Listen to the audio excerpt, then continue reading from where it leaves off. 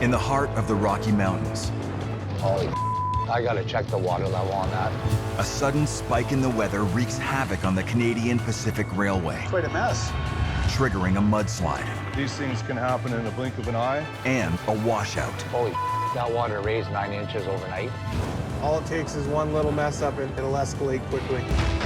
That threatened to shut down this lifeline. You start bending metal, the price tag is huge.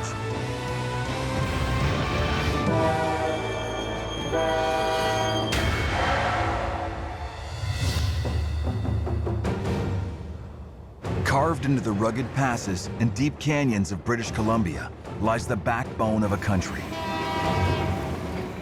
The people who laid this track fought for every mile, some paying with their lives.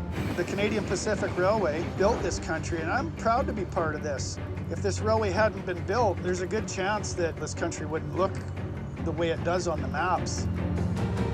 But right now, a snap warm spell has triggered thunderstorms that threaten this treacherous stretch of railroad. The pounding rain melted the snow on top of the mountain, creating massive mudslides throughout the Rockies. For engineer Jordy Hunter, today's delivery will be no ordinary journey. I've punched slides with the trains, we've hit rocks, I've had close calls, but being an engineer is the pinnacle of my life. I'm gonna give notice here, Jordy. Yeah, okay. Jordy and conductor Jim Smith are transporting 6 high-priority 540-ton cars of red shale to a cement plant in Alberta. Shale, a hardened form of clay, is a crucial ingredient for making the cement that's used to build hospitals, schools, sidewalks, and skyscrapers across the country. The cars of shale are being shipped alongside containers crammed with household goods, including pop and beer, as part of a mixed merchandise or manifest train. I've been accused of using the word sexy and manifest in the same sentence. I have to say that the sexiest trains out here are manifest trains. And manifest trains are trains that have box cars, tank cars, flat cars, just about anything you can imagine that rolls on rails. Some of that stuff is really old, but it's beautiful. So we'll look after the brewery's beer. Yeah, we gotta look after the brewery's beer. But the beer isn't what keeps Jordy up at night. They're also carrying a single car of hazardous material, which is highly explosive. We're giving emergency response on how to deal with that car in the event of a derailment. This specific car is saying that it contains flammable liquid. It's got diesel gas. Jordy and Jim need to haul their 3,600-ton load 614 kilometers east across the country. From Ashcroft, BC, they must navigate around Shuswap Lake, through Revelstoke, up to Kicking Horse Pass, before descending down into Exshaw, Alberta. We're here to move freight. That's what we do best, right? Oh, yeah.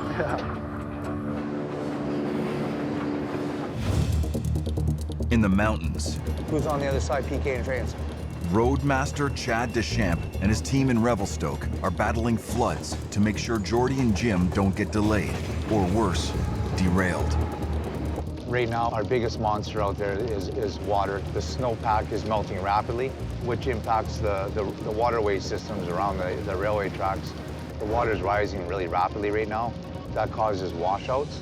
Might not seem like much, but as you can see, the mud holes starting to start too. With this condition right now, we're fearing drastic mudslides and rock slides impacting the tracks. Mother Nature, if we don't stay on top of her, she's gonna take advantage of us when we got her guard down. Holy Yeah, see that? I gotta check the water level on that. If that water level rises rapidly tonight, we could have a flood and a washout because it wasn't that high yesterday, so. Foreman Travis Clark, Chad Deschamps on 11 over. We're just gonna head over to this bridge at 25.8. Chad needs to investigate the rising water under the bridge at Eagle River. You gotta come down here, right? Holy, that water raised 9 inches overnight. If we get too much water with this rain, we could face a situation where it could wash out our tracks. Oh, yeah. We gotta get prepared for a possible flood. The Rockies make their own weather. The air at the bottom of the mountains is warm and wet. At the top, cold and dry. As these two systems collide, all hell breaks loose. Roadmaster Shane Goodyear saw it happen here just last night, 160 kilometers up the line at Shuswap Lake. On Saturday night about 11 p.m. a train reported hitting a rock slide. It turned out that higher up the mountain, water came down and it washed all the rock and debris from the ravine here, plugged up the culvert, and then went over top of the track in front of the train. You can actually hear the rocks tumbling for about 1 to 2 minutes before they would hit the lake. Shane captured this video of the washout. So in the video it shows just how quickly this can happen within a few minutes of the water creasing over the track. But as you can see here, it took away the whole shoulder of the track, washed it down right from below the rail out the lakeside. So now that side of the track, see the end of the ties, they're all unsupported. The force of the water caused the shoulder of the track to completely disintegrate. The deluge washed rocks, mud, and trees down the side of the mountain. This debris blocked the special drain called a culvert that runs under the railroad and forced the floodwater to rise over the tracks. The water washed away the soil underneath the wooden ties, leaving the rails suspended in the air. By the looks of the mud right here on this, you can see it's about 8-9 feet down to the creek, so it shows you how much momentum that energy had when it came down. And you can say these things can happen in a blink of an eye. So you could go by 1 minute and it happens right there in front of you or right behind you, or worse yet, it catches you. Shane's crew has been working through the night to clear the debris away from the culvert to allow the water to drain. We had to come in with a lot of riprap rock and reshore up the whole structure and build it back up to the track grade. So far we've dealt with 9 of these locations. We're expecting another 3 days of heavy rain coming, so we're having to be on standby. Out of 55 hours, I had maybe 5 hours of sleep because it was just one after the other after the other. So you're just constantly going, you get it going, and another one would hit, and then another one, and it keeps you on your toes.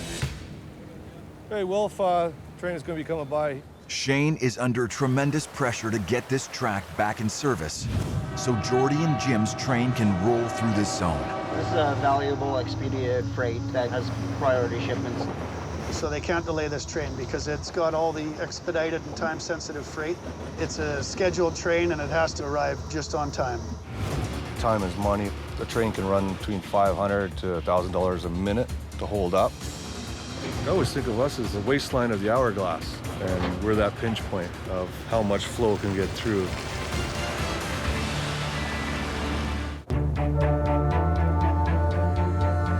On the edge of Shuswap Lake, A few feet up into the ravine there, so you can see how the washout erodes the banks up ahead here and takes that material and deposits it down here. Roadmaster Shane Goodyear is struggling to get the track back in service after a mudslide obliterated it. Mother Nature's always in control. No matter what you can try to do or plan. Jordy and Jim's shale train is scheduled to pass through here in less than an hour.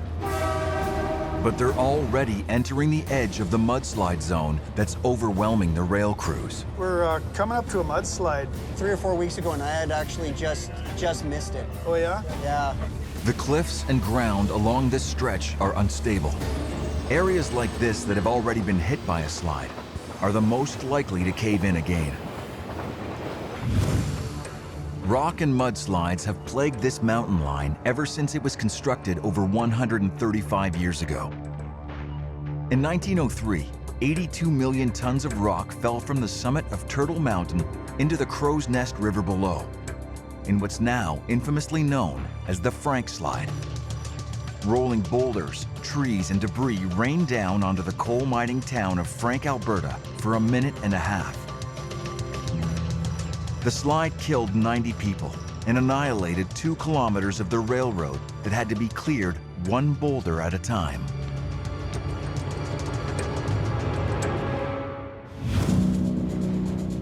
around the next curve there, Yeah. close to the intermediate, it'll be up there. It was a substantial one too, and fortunately they went through it, but you don't want to end up in the lake. Quite a mess. I had to put it down a bit more extra ballast. Look at that, eh? Yeah. You don't really have time to be scared. What you do is you just react, and sometimes they're big slides. You don't know what's in it. It could be boulders, it could be trees. You don't want to pull the air and then end up in emergency stopped in the middle of a slide. That's bad, because now you're stuck. I'm not going to stop. I'm punching it. I'm going through it. Hopefully we're going to stay on the track. Whenever I hear something about trains from Jordy, I'm almost always learning something new. You got to absorb that information because it might just save your life. Keep calm and carry on.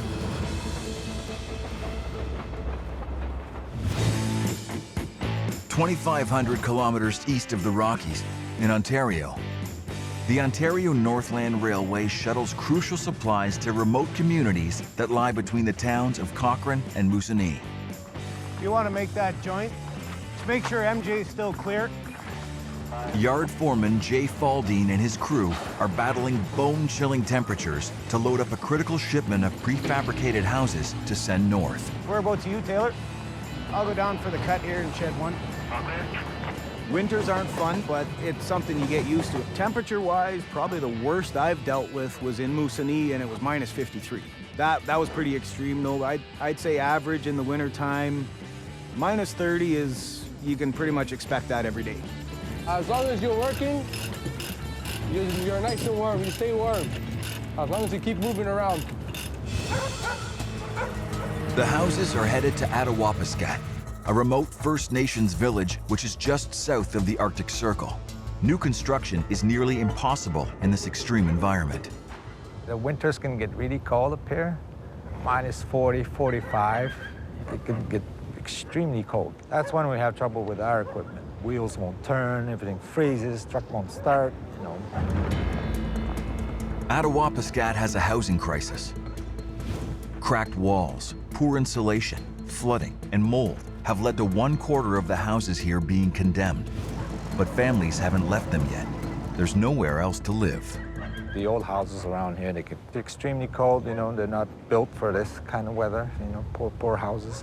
But new homes that we bring up here, they're well built, they're super insulated. Today's shipment contains 4 new prefab homes. And for the families waiting for them, every day counts. When these houses get there, they'll be happy. You're on there, Taylor? We'll be down the other end there in a minute. Rail crews need to haul the houses 300 kilometers, from Cochrane north to the end of the line in Moosonee. Then things get tougher. The houses need to be loaded onto trucks that haul them 312 kilometers further north across an ice road to reach their final destination in Attawapiskat. 12 feet right on. Jay's crew stacks the houses high on blocks so they will ride up and over the guardrails of the narrow bridges along the way. All the houses, they've been measured, they've been chained down. That one there sticks out the end. So going around curves on the way to Moosonee, that might cause problems. Those ones there as well, how close they are together. We got to put an empty flat in there, just to make sure none of the houses bump into each other on the way.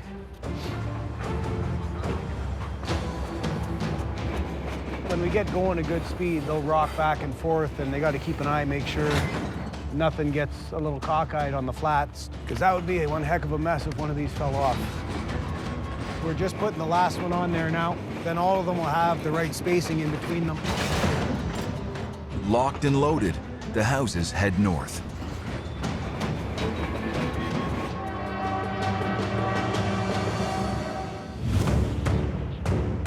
In Revelstoke, Roadmaster Chad Deschamps is struggling to beat Mother Nature at her own game.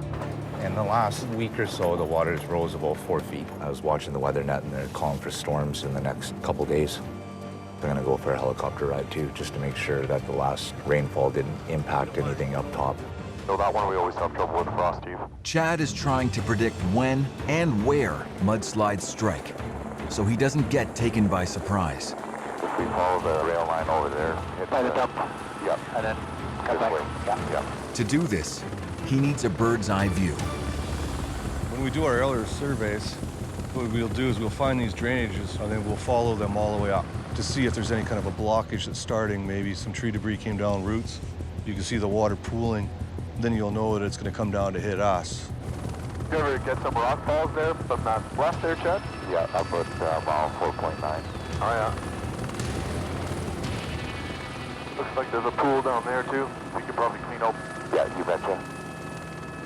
How's the beaver in this pond here? He's been moving back and forth from the north side to the south side.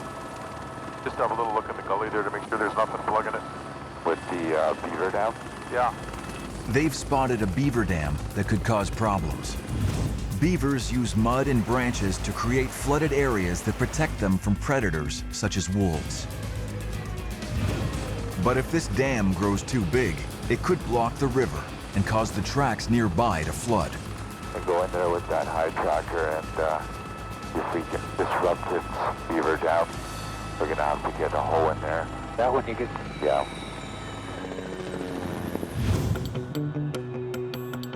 At Shuswap Lake, The train is going to be coming by here in 1 or 2 minutes.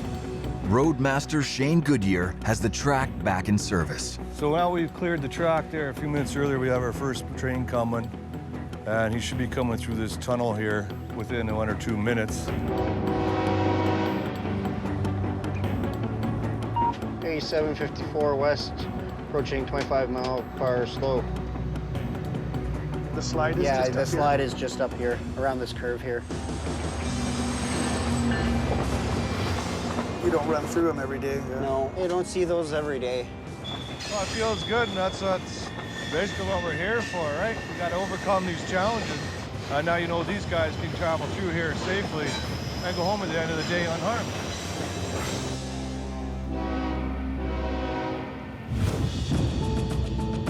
"200 kilometers east ahead of the train and 2,600 feet up, the mountain temperature is still far below zero.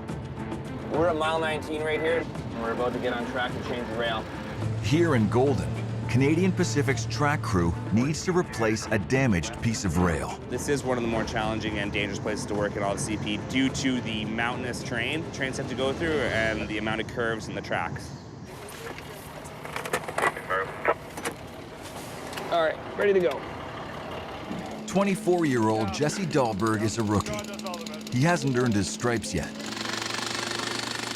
Or in this case, he hasn't earned the right to wear orange yet. Yes, they refer to me as the green vest.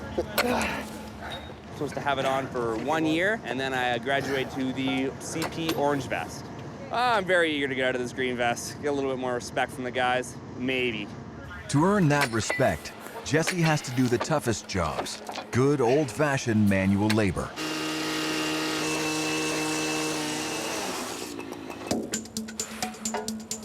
I worry about messing up as a green vest. I don't want to let anyone down, cause my foreman to be in trouble because he had a hell of a train. So there is a little bit of stress there for not up. Jesse, watch your back. Yeah, thanks. Coming in. Jesse's boss is foreman John Lindhorst. Watch yourself. Yeah. Now, in any particular place, the rail's used, or to some degree used. Trains have run over it. So we have to find a piece of rail that we can, with the technology we have, match in to fit within certain tolerances. The closer we can get it to match, the better. The surface of the replacement rail, called the headwear, must match the width and thickness of the old track. If it doesn't, the train wheels could catch as they ride over the repair, causing damage, or worse, an accident. Good? Yeah. Right now I'm just drilling holes for the joint bars. We've got 6 holes in each joint bar. Put track bolts in there, bolt them together. For bigger jobs, a welder would be on hand to fuse the track together. But for single track replacements like this, they connect the pieces using a metal bar called a joint bar. Give it a little love tap maybe. There we go. The joint bar must sit flush to the new piece of track to hold it securely. So on the other side, let's hit this one here. We gotta hit this part down a little bit. But there's something wrong. Just trying to get the joint bar on there properly. It's not sitting quite right. I've never seen that like that before. I'm not 100% of what the problem is. That's why I'm the rookie. We got 19 minutes. Well, we got a new set. That's a new bar. In Golden, I'm just gonna put the nut on the end. Jesse and the crew are struggling to replace a broken rail. That's it for that one. The steel joint bar that attaches the new section to the existing rail won't fit properly. Take it off, take it off. The rail has been transposed, which means that it's been moved from one side of the track to the other. The wheels have deformed the rail to a degree, and you have to grind that deformation off in order to get the bars to seat properly and hold correctly. The replacement track was chosen because the headwear matches the existing rail, but they salvaged the rail from used track. Its outside edge has been worn down by passing trains.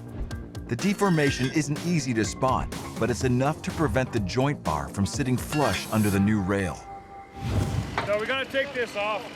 They have no option but to tear the joint bar off and grind down the deformed replacement track. This is something you gotta watch for. Anytime you get transposed rails, Yeah. you get bars.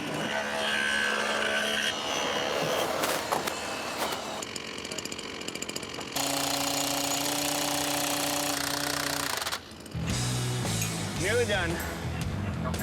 The last step was making sure that the train flows nicely over top. No bumps or anything when it goes by. It's complete now. It was pretty good. One hiccup, could have gone a little better, but it wasn't not bad at all.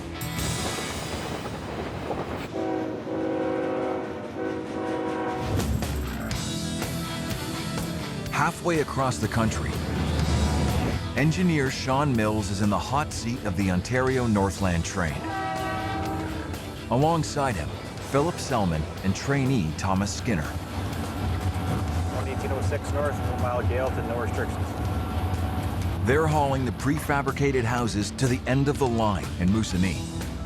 Houses are looking good. There's 4 on the train taken up north with us today, so we've been busy.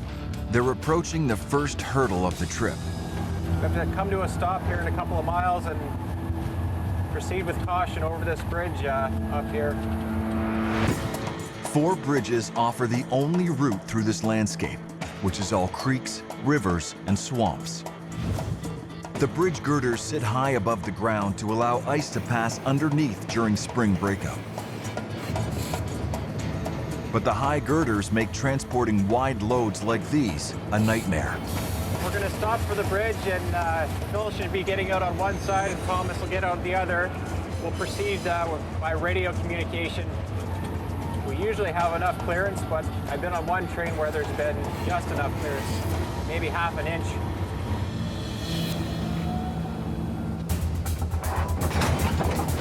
You still have room, but if you're gonna hit this, let me know, we'll stop her. If there's any rocking whatsoever, there's a chance the houses could hit the bridges.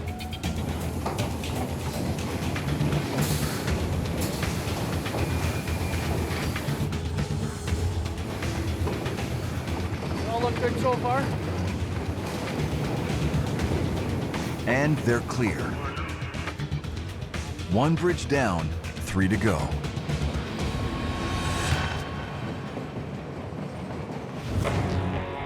In Revelstoke, Chad has tracked down the beaver dam he spotted from the air.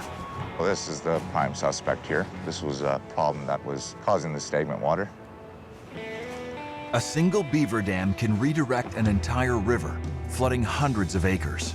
Unchecked, this one could grow, blocking the waterway and submerging the nearby tracks. We have had previous floodage. It would wash away the shoulder. So I want to get on it now before it gets to that point. Jeffy, I'll show you over here. I take the grapple and just loosen it up a bit. I gotta watch out for the wires. Chad's called in a 10-ton truck equipped with a grapple to remove the dam. As soon as I get set up, I want you guys to watch for power lines. Somebody's gonna keep an eye out that I don't clip them. It's a big truck on a small road, so lining up the grapple with the dam won't be easy. Cut it hard! To make Chad's task even more difficult, one of his guys is a no-show. Oh. And this isn't the first time. There's an issue? Yeah. Jimmy Taylor is Chad Deschamps's biggest headache. I guess everyone just looks at me as a dumb kid, which is pretty true. In the last 6 months, he's committed the cardinal railroading sin. I ended up leaving a switch open. I lost a lot of pay, I lost a lot of privileges, and especially I lost a lot of respect. We all have bad days, buddy. Being repeatedly late for work. I apologize to Chad for not showing up on time or just being a general smartass. And it's never good when your boss hears you've been bad-mouthing him behind his back.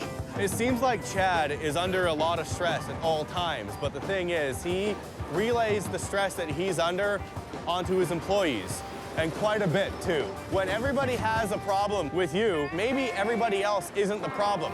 Maybe it's yourself that is the problem. But the thing about Jimmy that really gets under Chad's skin You want to see a magic trick? No. is that Jimmy loves magic more than he loves the railroad. If you do this, it feels like you're running an accelerated rate. Thank you. I'd love to just spend my life on magic. You have the fantasy, which is the magician thing, but then you have real life, which is, you know, the CP thing. I think I need to move to a bigger city. Revelstoke's best magician, because I'm Revelstoke's only magician. It's funny, but it doesn't pay the bills.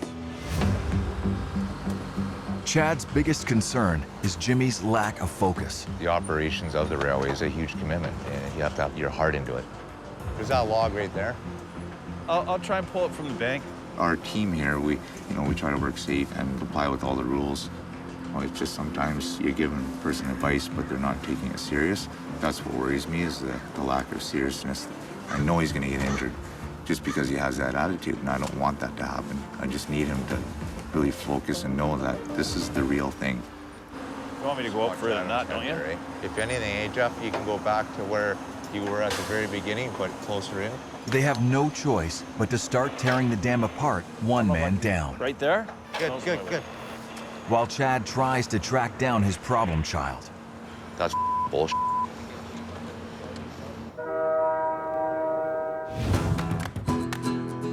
"140 kilometers east. Jordy and Jim roll clear of the mudslide zone. Rule A is always wave to the kids. It changed my life. When the engineer or the conductor waved to me, it was like meeting God. We got someone up here, they might wave, let's see. This is the best part of the job. There's an older kid. No, he doesn't care. I love working with Jordy because he loves trains. He's crazy about trains. He loves trains. FDN stands for a frickin' train nut. He's one of them, kind of. No, I'm just, a proper term would be foamer. Foamer, yeah. I'm a foamer. Yeah. Foamer, as in foaming at the mouth for trains. He's a foamer. The thing that attracts me to this job is everything. It's the size of the equipment, it's the power of the equipment, it's just the total assault on the senses of sound and sight, and it's even got its own smell.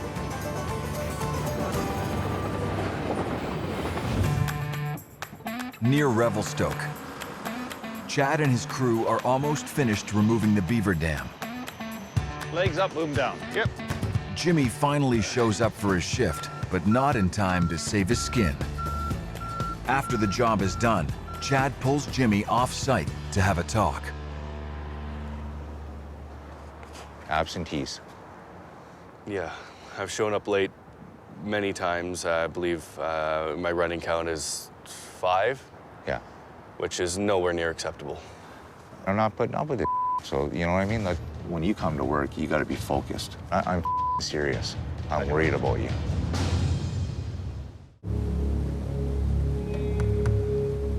After suffering months of bad behavior from Jimmy, Chad has had enough. I'm worried about you. I don't care about the soap opera stuff around here.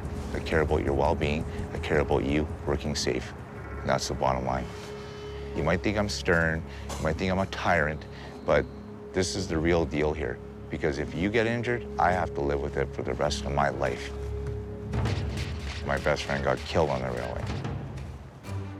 A long time ago, my best friend was unfortunately crushed by a piece of equipment, and he was pretty proud to get a job with the railway. He's watched me, and we were good friends, and he's seen what the railway done, you know, employed me, and he wanted to be one of those people.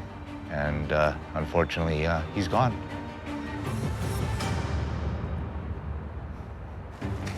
I think for your best interest is to go try something else.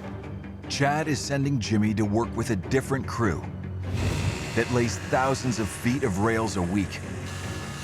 It's called working on the gangs because it's like doing hard time. Jimmy will finish out the week and then pack up for North Bend, BC.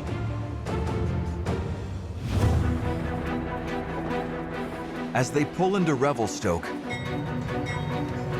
it's the end of the line for Jordy and Jim. While they rest up, All right. a fresh crew will take over to navigate the train through the high mountain passes, perilous even in the best weather. Right now, the forecast is calling for snow. 2,500 kilometers east in northern Ontario. Engineer Sean Mills and his crew are just 15 kilometers south of Moosonee, where they'll hand off their load of prefabricated houses to the trucking crew. It's good news. We're on the home stretch. But with just one more bridge to cross, they run into trouble. I'm not imagining it, right? No. Okay. Yep. We got a container that we're gonna take a look when we get stopped here. We're just checking this container. She's not straight. It's supposed to be straight, and she's one end's a little crooked. Yeah, she's not leaning the right way. No. See this whole thing? It's collapsed. Not good. One of the rail cars close to the houses is carrying 2 containers. Their combined weight is 40 tons. They're so heavy that they've caused the steel trestle that supports them to collapse. One of the 2 chains holding the crates has lost its grip, putting the second under intense strain. If it snaps, the load could roll over. Hello, Sean? It's got a metal frame collapse on the cart. We're going to tighten the chains up on the one side, and we should be able to get it into Moosonee anyway.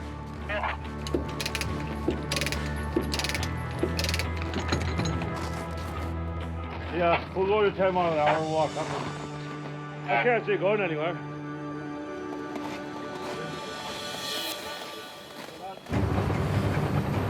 And it's flattened right out. Like if it wasn't for the jacks there for the truck, it would have fell right to the ground, flattened the steel right out. If we didn't have the big dimensional houses on and had the guys go and check at the bridges, we would have never noticed that. If it did fall off, it could have definitely derailed the train. Could have been disastrous. So I think it's a good thing that those houses were on there today and we were checking it out, that's for sure. We have to proceed the rest of the way into Moosonee at restricted speed.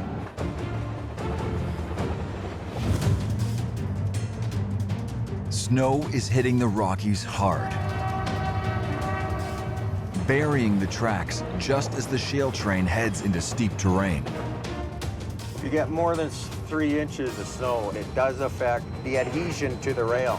So we end up becoming like a toboggan, sliding on the rail itself. The new crew, engineer Andrew Dockrell and conductor Jordan Gillis, must fight the snow to coax the train down the mountain into the foothills of Alberta. You can get a runaway really easily. Those are pretty severe and life-threatening for sure.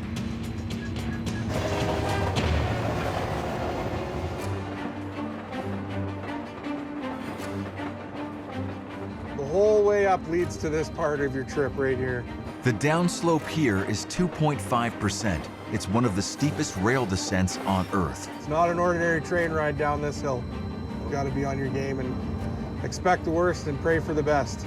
The key to navigating a slope like this, in the snow, is to gain control of the descent before it even starts. I have to keep an eye on brake adhesion, and if I'm not on top of it, we can pick up quite a bit of speed and increase in a matter of seconds. so I have to apply a couple extra pounds air brake or more dynamic brake. Each locomotive that powers the train is fitted with dynamic brakes. But these aren't enough to stop the fully loaded 3,600-ton train. So each rail car has its own set of air brakes. Air tanks, pressurized to 100 pounds per square inch, power all these air brakes. A pipe distributes the compressed air along the length of the train. Constant air pressure keeps the brakes off. A lever allows the driver to release air from the system, activating the brakes on each car, slowing the train down.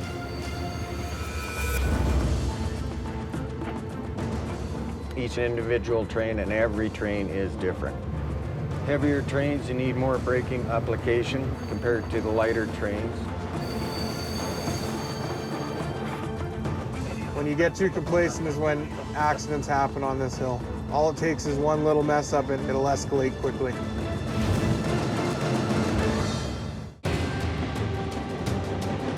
Andrew and Jordan's 3,600-ton train is dipping into a legendary steep descent through a whiteout. It's steep. With our tonnages that we're hauling on long trains, things can get out of hand. It takes great skill knowing how much braking force to apply to keep the train wheels gripping the icy tracks. So we have to be 100% focused going down this hill. If we're not, we could run a ways.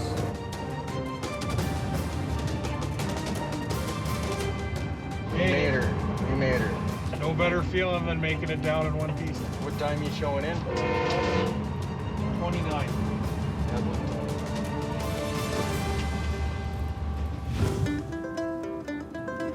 In Revelstoke, I'm heading out to the gangs. Jimmy is packing up to go work on the steel gangs, laying railway track. Honestly, I know where Chad's coming from. He's given me a lot of helpful and useful advice, and I'll take it to heart. He'll be working 8 days on, 6 days off, living out of a hotel. I heard it was a good idea to bring a toaster oven in case there's no microwave, and the entertainment. This right here is my magic box. It doubles as a stage wherever you might be. Never leave home without it, literally.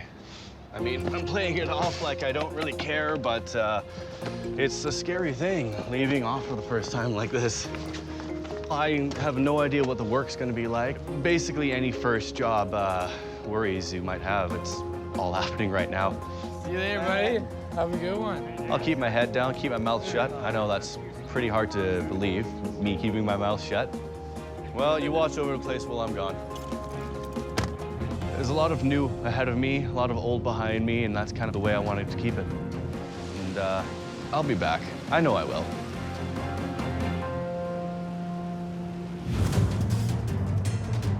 Near Kicking Horse Pass, Andrew and Jordan face the last hurdle. We're about to enter spiral tunnels. There's no ventilation in the tunnels, so if something does happen and the train does come to a stop, there are gas masks for the conductor and engineer to use. Because when you do stop, the exhaust from the locomotives fill the tunnels pretty quickly. Pretty bad position to be in if you don't have a gas mask.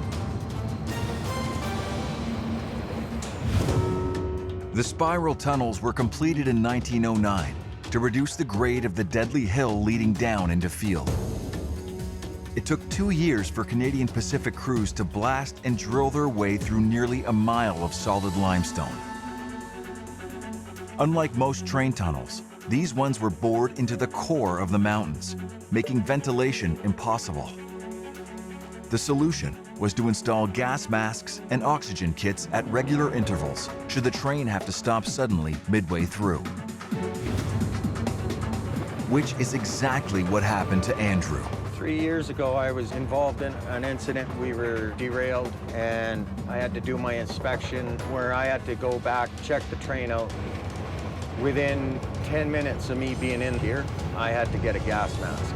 And thank God there are masks and these oxygen canisters to help with us breathing. I don't think I would have made it if these gas masks weren't here. a great feeling, eh, Jordan, when you come down through the upper and the lower tunnel after a long trip, eh? Feels good to make it down. No issues. It's nice to see population again after coming down that hill. Makes you know you made it in one piece.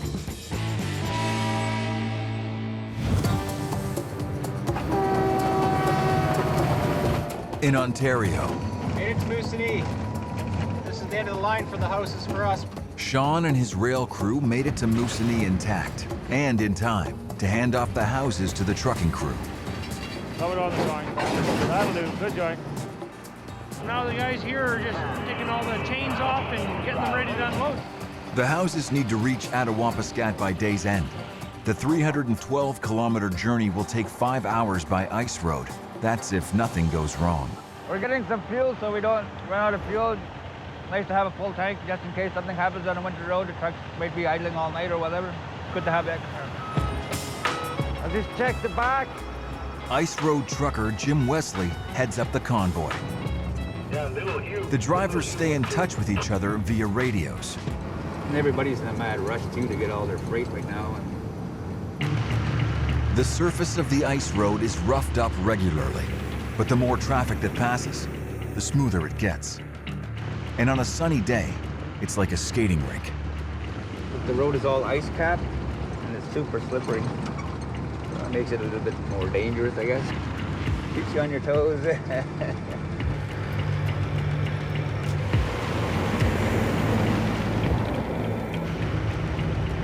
There's a pickup truck in the snowbank just up ahead here. He went right on top of the snowbank and he came down on the other side. But that's why it pays to go slow around these corners and just take your time, because you never know what's going to be around the corner. Hitting one of these snowbanks at 50 kilometers an hour is like smashing into a brick wall. There's going to be a sharp right turn coming up. Oh, yeah. That's slippery there, X. Jimmy, watch the corner there. Okay, thanks. Crack there, but it's okay. Take it a little slow here. We gotta go slow. Ooh. Holy. On the ice road to Attawapiskat. Ooh. I think I should take it a little slow here. We gotta go slow. Pressure crack there, but it's okay. Holy. Oh. Damn. Oh my holy. Did you see that? Missed me like about inches. Yeah, I should have escort with that guy.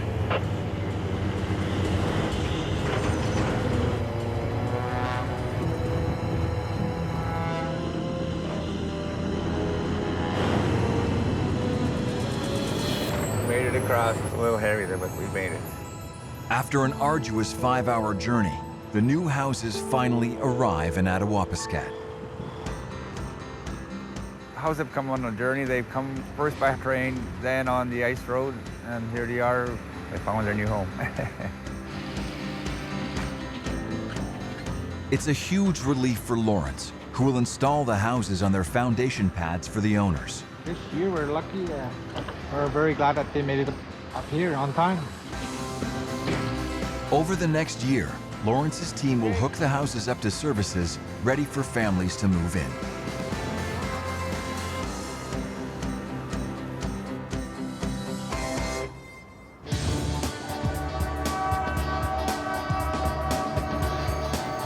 Andrew and Jordan's train is leaving the foothills of the Rockies behind and closing in on its final destination. Our ship's done. We're back at home and we're safe and sound. After an epic trek, the crew has successfully delivered the 6 cars of red shale to the cement plant just outside Calgary, Alberta. Oh, it's always a relief when we see the CP cars coming in. Without red shale, we would not be able to make our products. For the schools, hospitals, we have 150 employees here. There's over 7,000 indirect jobs that rely on this plant to be operating. So it's really important that we keep the material flowing.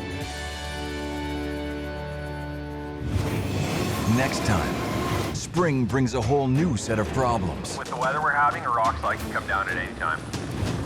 Unstable mountains threaten the rail crews and their precious cargoes. If I had men working here and that landed on them, that'd be game over. As they struggle to keep the trains rolling. You definitely don't want to be in the wrong place at the wrong time around here.